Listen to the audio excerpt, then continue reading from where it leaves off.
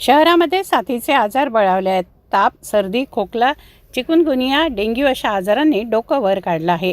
महापालिकेच्या दवाखान्यांमध्ये आरोग्य सुविधा आहेत त्या गरजूंपर्यंत पोचाव्या यासाठी मनपा आयुक्त सचिन कलंत्री व आरोग्य अधिकारी विशाल काळे यांनी मसानगंज छत्रसाल नगर आरोग्य केंद्राला भेट दिली. यावेळी डॉक्टर अल्मास खान उपस्थित होत्या.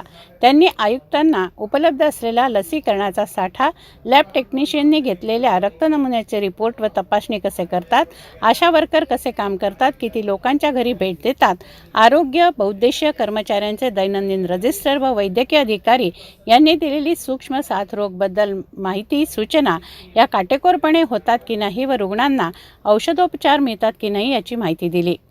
मनपा आयुक्त सचिन कलंत्री यांनी प्रत्येक कर्मचाऱ्यांच्या डायऱ्या व इतर रजिस्टर तपासले. त्यानंतर बडनेरा येथील दवाखान्याची देखील पाहणी करण्यात आली.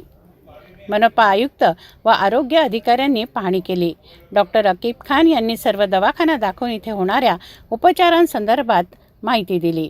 डेंग्यू व चिकुनगुनियासाठी करण्यात येणाऱ्या पूर्व प्रतिबंधात्मक उपाय सांगितला.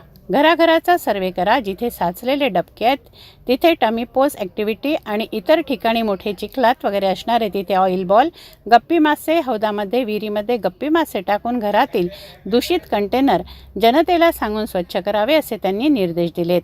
माझे कुटुंब माझी जबाबदारी यानुसार जनतेने सुद्धा घरात कूलर, फ्रीज, फुलदाणी यामधील स्वच्छ पाणीमधील लार्वा वगैरे दिसल्यास कोरडे करावे असे त्यांनी सांगितलं.